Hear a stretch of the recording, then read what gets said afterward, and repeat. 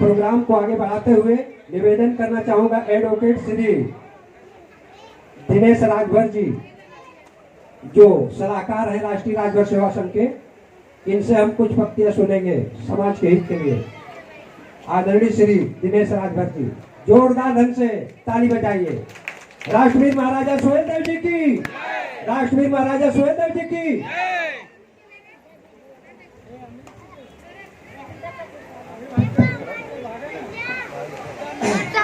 राष्ट्रीय राजभर सेवा संघ महाराष्ट्र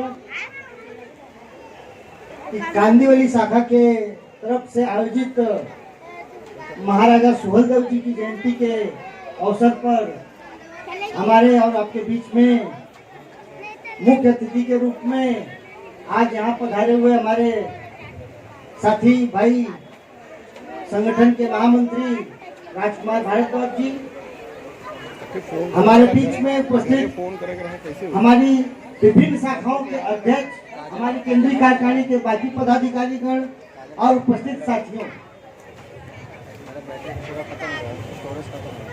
राष्ट्रीय राजभर सेवा संघ महाराष्ट्र में करीब 25 वर्ष से लगातार काम कर रहा है और महाराजा सुहेलदेव की जयंती का कार्यक्रम भी राष्ट्रीय राजभर सेवा संघ महाराष्ट्र ने ही शुरू किया। इस महाराष्ट्र की धरती में और महाराष्ट्र की धरती से उठकर उत्तर प्रदेश की धरती पर भी महाराजा सुहेलदेव जी के संदेश को पहुंचाने का, महाराजा सुहेलदेव जी को समाज के सामने लाने का काम राष्ट्रीय राजभर सेवा संघ महाराष्ट्र के द्वारा हुआ। और आज हम लोग इस स्थिति में हैं कि पिछले सालों तक हम महाराजा सुहेलदेव जी की जयंती एक जगह पर मनाते थे। राष्ट्रीय राजभर सेवा संघ महाराष्ट्र की आज जो सदस्य संख्या यहाँ है महाराष्ट्र में, यानी तमाम लोगों की आबादी के अलावा जो लोग राष्ट्रीय राजभर सेवा संघ के सदस्य बने हैं, आजीवन सदस्य बने हैं, ऐसे लोगों की संख्या करीब 2,25,000 हो गई है। 2,25,000 सदस्य, आजीवन सदस्य राष्ट्रीय राजभर सेवा संघ के हैं आज इस महाराष्ट्र की धरती पर। हर परिवार से लगभग एक व्यक्ति या दो व्यक्ति है। अगर हम परिवार के तरफ में गुणा करते हैं 3 आदमी 4 आदमी का, तो करीब 10,000 लोगों से राष्ट्रीय राजभर सेवा संघ महाराष्ट्र की स्थिति पर सीधे सीधे जुड़ा हुआ है। मैं बता रहा था कि पहले हमारी संख्या भी यहाँ कम थी, हमारे संगठन के सदस्यों की संख्या भी कम थी और हम लोग केंद्रीय रूप से एक जगह पर महाराजा सुहेलदेव जी की जयंती मनाने का कार्यक्रम किया करते थे। विगत दिनों में हम लोगों ने कोविड आने से पहले ही, कोरोना से पहले भी हम लोगों ने, केंद्रीय कार्यकारिणी ने इस बात का प्लान किया था कि हम लोग केंद्रीय स्तर पर जयंती मनाने का जो कार्यक्रम करते हैं उसे यथावत चालू रखते हुए भी हर शाखा में जयंती मनाने का कार्यक्रम शुरू किया जाए।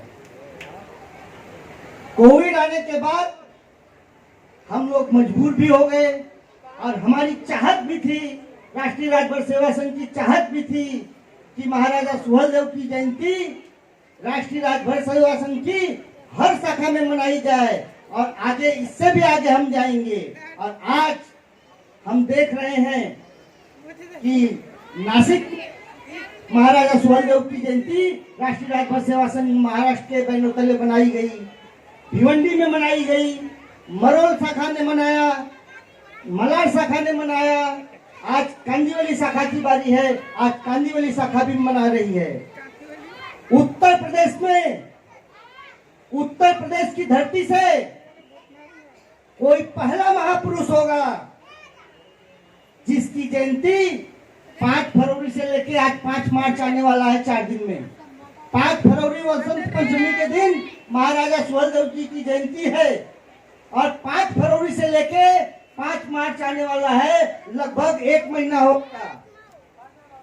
पूरे देश में सिर्फ बाबा साहेब अम्बेडकर ऐसे व्यक्ति हैं, महापुरुष हैं, जिनकी जयंती 3-3, 4-4 महीने मनाई जाती है। और मेरे ख्याल से अगर मैं गलत नहीं हूं तो महाराजा सुहेलदेव जी आज दूसरे व्यक्ति हैं, दूसरे महापुरुष हैं, दूसरे महाराजा हैं जिनकी जयंती लगभग 1 महीने से मनाई जा रही है और राष्ट्रीय राजभर सेवा संघ कर रहा है।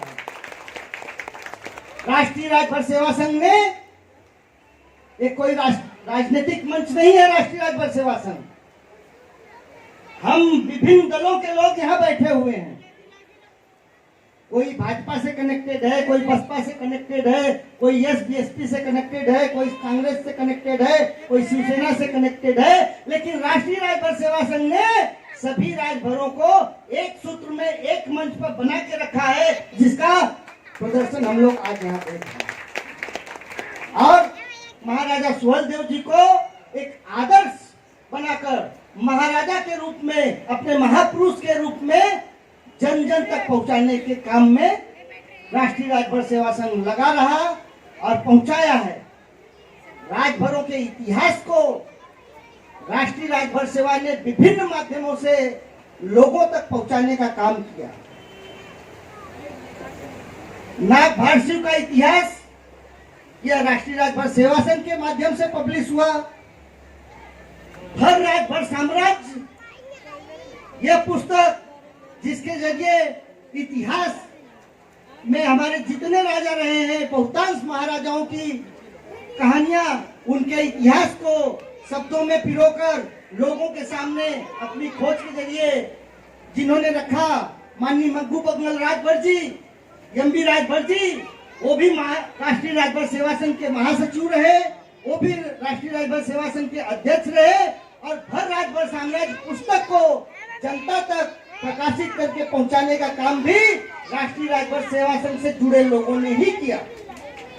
तो राष्ट्रीय राजभर सेवा संघ राजनीतिक फायदे से अलग महाराजा सुहेलदेव जी के नाम का राजनीतिकरण न करते हुए बल्कि सामाजिककरण करते हुए समाज तक पहुंचाने के काम में और समाज को विभिन्न पहलुओं पर जगाने का काम राष्ट्रीय राजभर सेवा संघ ने निरंतर किया है और आगे भी करती रहेगी।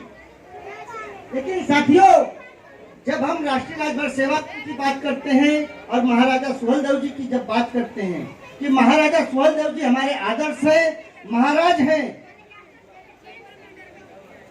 तो कल का जमाना बीत गया। हमारे वक्ताओं ने महाराजा सुहेलदेव जी के इतिहास को यहाँ पे प्रस्तुत भी किया। मुगलों का काल, ब्रिटिश साम्राज्य का काल, ये सारा काल अब बीत गया है। अब भारतीय लोगों का अपना काल चल रहा है। लेकिन ये लोकतांत्रिक व्यवस्था है। कल तक जो व्यवस्था थी, राजा महाराजाओं के जमाने में जो व्यवस्था थी, वो व्यवस्था थी तलवार और भाले की। कोई भी युद्ध जीता जाता था तो तलवार और भाले के भरोसे जीता जाता था, बम गोले बरसा के जीते जाते थे। आज भी हम लोग टीवी पर देख रहे हैं कि बम गोले बरसाए जा रहे हैं, एक देश दूसरे देश पर आक्रमण कर रहा है। लेकिन विद इन कंट्री ये चीजें अब नहीं होती। सत्ता जो है और विकास जो है, ये जो है तलवार के बल पे नहीं लिया जा सकता।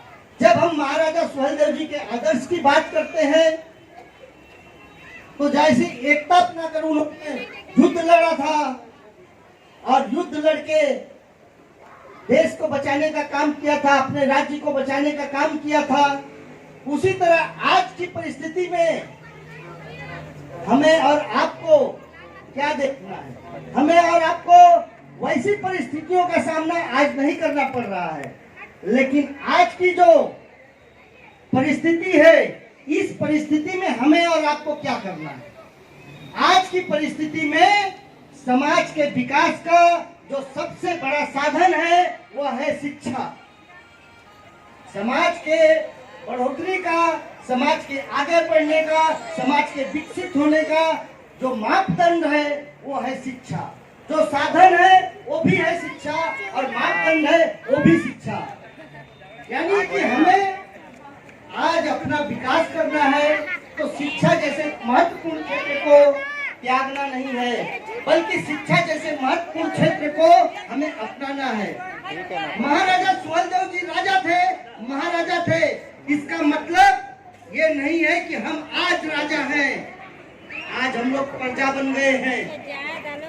राजा बनने के लिए, और राजा हर कोई नहीं बन सकता, हर व्यक्ति राजा नहीं बनेगा।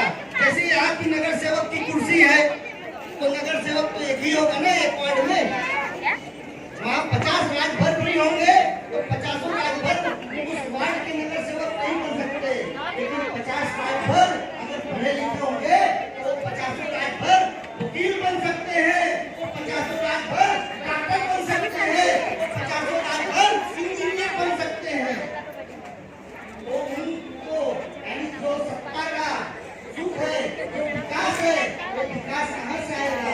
सिर्फ राजनीतिक कुर्सी से नहीं आएगा। राजनीतिक कुर्सी तो जरूरी है, राजनीतिक कुर्सी तो जरूरी है, राजनीतिक भागीदारी हमारे लोगों को मिलनी चाहिए, ये जरूरी है। लेकिन राजनीतिक हिस्सेदारी, राजनीतिक भागीदारी पर हमारा प्रतिनिधि एक व्यक्ति करेगा, 2 व्यक्ति करेगा, 5 व्यक्ति करेगा, लेकिन समाज के विकास में हमारे लोगों को आगे बढ़ने के लिए शिक्षा सबसे महत्वपूर्ण है। और शिक्षा को जब तक हम लोग अपने घर में अपना साधन नहीं बनाएंगे विकास का, तब तक हमारा कल्याण नहीं होगा। लेकिन शिक्षा के साथ ही हमें और आपको संस्कार की भी बात करनी चाहिए। एक उदाहरण दूंगा छोटा सा। आजकल पढ़ाई तो हो रही है, एक बच्चा पास होता है, एग्जाम में 80% नंबर लाता है, वो बहुत खुश होता है और बाप को लाके रिजल्ट दिखाता है। उसके पिताजी को रिजल्ट दिखाता है तो उसके पिताजी को रिजल्ट देखते हैं, खुश होते हैं, और किचन में से उसकी मम्मी भी बोलती है, बेटा जरा मेरे को भी तो रिजल्ट दिखाओ। और बेटा बोलता है, पिताजी उसको दिखाने लगते हैं तो बेटा बोलता है, माई के दिखाई के का हुई, माई के पढ़ाई थोड़ी आवेला, माई पढ़ लेना, माई के का समझ में आई कि 80% का 90% का है। तो पिताजी बाद में उसको समझाते हैं कि इसी ने जन्मा है तुझे, उसे कुछ समझ में नहीं आया फिर भी जन्मा है तुझे, इसी माँ ने तेरे को रात भर तू जागता था, पढ़ता था, तो यही माँ तेरे जागने पर ये माँ भी जागती थी ताकि तेरे को कोई तकलीफ ना हो, फिर भी तू कहता है ये समझती नहीं है। तू जब पढ़ाई करता था, स्कूल जाने के लिए निकलता था, तो तेरे को कौन सा नाश्ता बना कर दे, तेरे टिफिन में क्या रखे, वो रखने का काम तेरी माँ करती थी, फिर भी तू कहता है तेरी माँ नहीं समझती है। तेरी माँ सब कुछ समझती है, तेरी माँ समझती है तभी तू 80% ला पाया है। तेरी माँ नहीं समझती, तुम्हें नौकरी करता तू कुछ नहीं ला पाता। तो वहाँ बच्चे का ध्यान दिमाग खुलता है और वो अपनी माँ के चरणों में जाता है, माँ से गले लगता है, माँ को रिजल्ट दिखाता है। मतलब कहने का मेरा ये है कि भाई हम अपने बच्चों को ऐसा संस्कार दें कि भले ही हमारे घर परिवार का कोई व्यक्ति अनपढ़ हो, पहली बात तो अनपढ़ होना नहीं चाहिए अब आज के जमाने में, लेकिन फिर भी उसके त्याग के, उसके समर्पण की, उसके संघर्ष की इज्जत हमारे बच्चे कर सके, ये संस्कार हमारे बच्चों में हमें और आपको जरूर देना चाहिए। धन्यवाद। जय हिंद, जय सूर्य। राष्ट्रवीर महाराजा सुहेलदेव जी की, राष्ट्रवीर महाराजा सुहेलदेव जी की, छत्रपति शिवाजी महाराज की।